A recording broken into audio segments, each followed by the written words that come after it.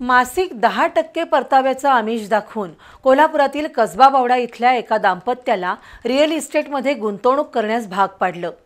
त्यांच्याकडून वेळोवेळी गुगल पे आणि रोख स्वरूपात रक्कम स्वीकारून 98,96,000 रुपयांची फसवणूक करण्यात आली।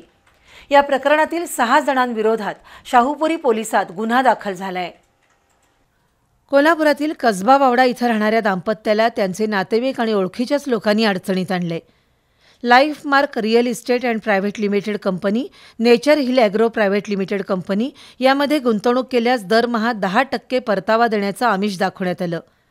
वैभव जोशी, तेजस जोशी, आकाश एकल, वंदना जोशी, स्वाती जोशी, रुपेश गायकवाड यांनी 28 सप्टेंबर 2021 ते 8 मार्च 2023 या कालावधीत गुगल पे आणि रोख स्वरूपात रक्कम स्वीकारली, पण प्रत्यक्षात कसलाही परतावा दिला नाही। अखेर फसवणूक केल्याप्रकरणी 21 जुलै 2025ला या 6 जणांच्या विरोधात 98,96,000 रुपयांची फसवणूक केल्याबाबत शाहूपुरी पोलिसात गुन्हा नोंद झालाय। जादा परताव्याचं आमिष दाखवून आजवर अनेकांची लाखो करोडो रुपयांची फसवणूक झाली आहे, पण तरीही माणसं काही शहाणी होत नाहीत।